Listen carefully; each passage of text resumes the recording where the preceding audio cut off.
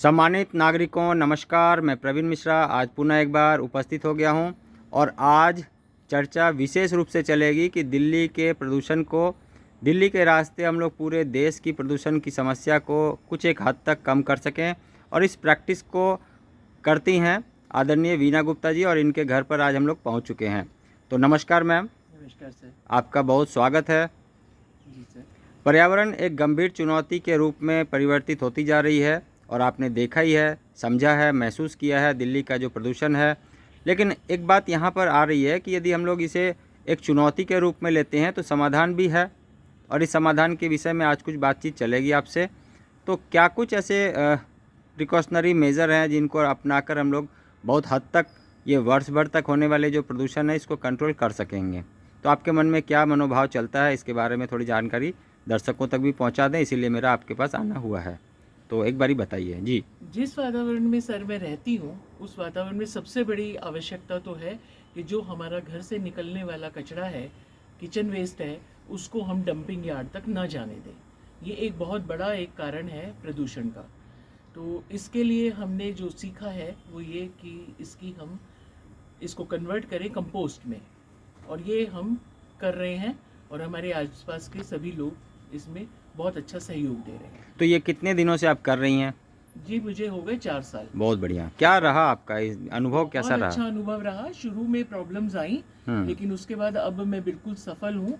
बहुत अच्छी कंपोस्ट मेरी बन रही है और पौधों में इसको इस्तेमाल करके सबसे बड़ी बात है कि रसायन मुक्त मैं किचन गार्डनिंग कर रही हूँ।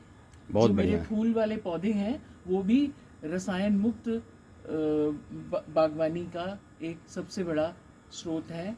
फूलों में भी मैं कोई ऐसी केमिकल वाली मिट्टी डालना पसंद ही नहीं करती। कोई मेरी मिट्टी में हाथ लगाता है तो वो बड़ी उसको अच्छी फीलिंग आती है, क्योंकि 4 साल से इनको किचन वेस्ट की, पत्तों की खाद और वर्मी कंपोस्ट यही मिल रहा है और कुछ भी मुझे ज़रूरत ही नहीं पड़ती है। मिट्टी की एक सौंधी सी खुशबू आती है। बिल्कुल, बहुत सुंदर खुशबू आती है और अच्छा फील होता है। बहुत बढ़िया। तो जैसे दिल्ली जैसे शहर में एक तो लोग व्यस्त रहते हैं, इन व्यस्तता के बावजूद भी कितना समय देंगे जिससे कि किचन गार्डन में थोड़ा सा कुछ ना कुछ मिलने लगे और किचन तक भी पहुंचने लगे? किसी भी हमारे घरों में 4-5 लोग तो हम होते ही हैं। जी। उसमें 1-2 लोग ज़्यादा व्यस्त हो सकते हैं, जैसे आजकल के बच्चे एमएनसी में हैं, उनके पास कम टाइम है, तो वो थोड़ा आधा पौना घंटा सिर्फ अगर मॉरल सपोर्ट भी कर दें अपने किसी घर में मम्मी को, पापा को या अपने वाइफ को, तो उससे भी बहुत कुछ पॉजिटिव एनर्जी मिलती है। बच्चे देखते हैं पौधे खुश हो रहे हैं, ठीक है, उनके हाथ से काम करने का अगर नहीं भी समय मिल रहा तो वो मॉरल सपोर्ट में अपने आप को, अपने विचारों को, अपनी बातों को रख सकते हैं और अच्छा फील करते हैं बच्चे भी। और यही है कि इसमें किचन गार्डनिंग में सहयोग करें थोड़ा थोड़ा, अगर थोड़ा समय भी वो दें तो काफ़ी कुछ हो सकता है। बहुत बढ़िया। देखिए अभी क्या था कि जो नवंबर का महीना अभी बीत रहा है तो इसमें दिल्ली का प्रदूषण काफ़ी बढ़ गया था, अचानक से भी बढ़ गया था। लेकिन हम लोग क्या कुछ ऐसे कुछ काम साल भर तक कर सकते हैं जिससे कि प्रदूषण कुछ एक हद तक कम हो सके और या फिर जब नवंबर का महीना आए तो उसके पहले हम लोग एक अच्छा फीलिंग रख सकें? तो आपका क्या अनुभव रहा है इसके बारे में भी थोड़ा बताएंगे? प्रदूषण एक बहुत बड़ा बनता जा रहा है, लेकिन हम पूरे साल अगर काम करें तो जो पर्टिकुलर समय आता है, ये नवंबर का, दिसंबर तक का, ये जो है हम इससे निजात पा सकते हैं। सबसे पहले तो मैंने बताया ना कि हम लोग कूड़े को बाहर ही ना जाने दें जी। दूसरा मैंने वो मतलब ऐसा महसूस किया है कि जो हम आजकल बाज़ार से ख़रीदारी वगैरह करते हैं उसके साथ वेस्ट, जो प्लास्टिक वेस्ट, जो पैकेजिंग का सामान आता है, उसको भी हम अगर मैनेज कर लें तो उससे भी बहुत प्रदूषण में फ़र्क पड़ेगा। कूड़ा कबाड़ा जो हम जनरेट कर रहे हैं पैकेजिंग के नाम पे, उसको हम कम करें। हम लोग कार पूलिंग वगैरह करके या व्हीकल पूलिंग वगैरह करके अपने गंतव्य तक पहुंच सकते हैं और उसमें भी हम कर सकते हैं। कुछ हम ऐसे पौधे लगाएं जो रसायन मुक्त हों और ऑक्सीजन जनरेट करते हों, जैसे उसमें 2-4 प्लांट्स, ये स्नेक प्लांट्स हैं, स्पाइडर प्लांट्स हैं, मनी प्लांट्स हैं, और हमारे तो पूर्वजों ने शुरू से ही इसका करा है। पीपल एक ऐसा पौधा है जिसको पूजनीय भी माना गया है और 24 घंटे ऑक्सीजन देने वाला प्लांट है। हाँ, लेकिन यहाँ पर एक है कि लोग ना पीपल को घर में रखने से अवॉइड करते हैं उनकी मान्यता अलग अलग है।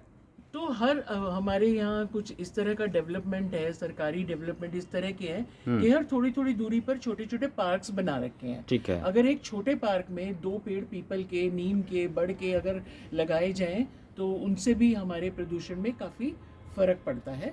और मैंने ऐसा महसूस किया है कि आजकल लोग इस ओर प्रेरित हो रहे हैं, जागरूक हो रहे हैं और वो कर रहे हैं, इस मुहिम पर काम कर रहे हैं। अभी जो पर्यावरण का जो पर्यावरण दिवस पे लोगों ने बड़े बड़े पेड़ों पर को लगाने में काफ़ी अपना रुझान दिखाया। बहुत बढ़िया।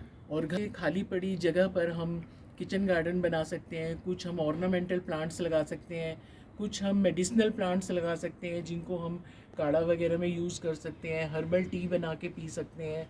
ये सब चीज़ें हमारी हेल्थ के लिए, प्रदूषण के लिए काफ़ी, अगर हम इसको अपने जीवन शैली में शामिल करें तो काफ़ी हद तक हम प्रदूषण से निजात पा सकते हैं। हाँ, प्रदूषण से होने वाली जो समस्या है इसके लिए अपने शरीर को भी पहले से तैयार रखना ज़रूरी है। तो इस बारे में अभी आपका जो विचार है कि बहुत सारे हर्बल मेडिसिनल पौधे, घर में उगाई गई सब्जियाँ, इस पर भी लोग ध्यान दें, ये काफ़ी अच्छा है और सराहनीय भी है। तो एक बारी आपके गार्डन को भी थोड़ा देखते हैं और समझने का प्रयास करते हैं और लोगों तक भी ये संदेश पहुँचाने का प्रयास करते हैं। आइए चलते हैं। जी सर, रखे मैंने, किसी को चाहिए तो मैं अपने फ्रेंड्स में भी इनको बांटती रहती हूँ। इसकी चाय बहुत अच्छी बनती है। ये जेड प्लांट, ये ऑक्सीजन आ जाता है, ज़्यादा इसमें बहुत ज़्यादा केयर की भी ज़रूरत नहीं होती। ये जो है ये रजनीगंधा रजनीगंधा लगा रखा है इस तरह से। ये एलोवेरा है। बहुत एलोवेरा तो सभी को पता है कि इसकी सब्ज़ी भी खाते हैं, इसके लड्डू भी बनाए जाते हैं, इसका आजकल जेल को भी काफ़ी कॉस्मेटिक्स में भी यूज़ करते हैं। बहुत बढ़िया, बहुत अच्छी बात है। अपराजिता का पौधा है, इसके फूलों की हर्बल टी बना के पी जा सकती है। ये देखिए पिंक कलर का फूल बहुत सुंदर खिल रहा है, ये देखिए।